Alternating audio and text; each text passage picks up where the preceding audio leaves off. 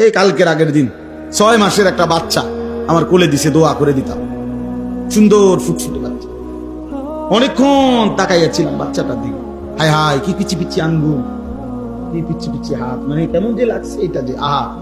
এমনও বুঝ বাচ্চা যে কোনোভাবেই একটা সেকেন্ডের অসতর্কতা, মা বাবার একটা মিনিটের অসতর্কতায় এই বাচ্চাটা কি হয়ে যাবে, শেষ হয়ে যাবে। রব্বুল আলামিন বলে, আমি আল্লাহ তাআলা 24 ঘন্টা লাহু মুআক্কিবাতুম মিন বাইনি ইয়াদাইহি ওয়া মিন খালফি ইয়াহফাজুনাহু মিন আমরিল্লাহ। কোরআন শরীফে আছে, আল্লাহ বলছে, বান্দা তোমার চারদিকে, চতুর্দিকে, সামনে পিছনে 24 ঘন্টা আমি আমার ফেরেশতা রেখেছি। আমার হুকুমে আমার ফেরেশতারা তোমার হেফাজত করেছে। কোরআন শরীফে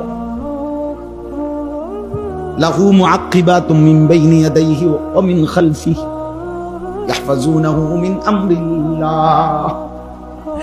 আমার হুকুমে হেফাজত করছে তোমার। সারা রাত মা তো কোন ফাঁকে হয়তো ঘুমায় গেছে, এমন অবুঝ বাচ্চা যদি খাটের থেকে পড়ে যেত,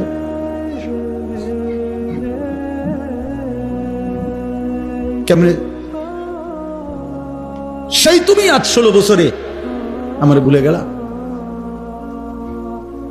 একটা সেজদা দিতে মন চাইল না। এতগুলো মাইক দিয়ে আজান হয়, কোনটাই তুমি পাত্তা দাও না। চারিদিকে এভাবে আজান হয়, তোমার কাছে এটা কিছুই মনে হয় না যে কে ডাক দিল?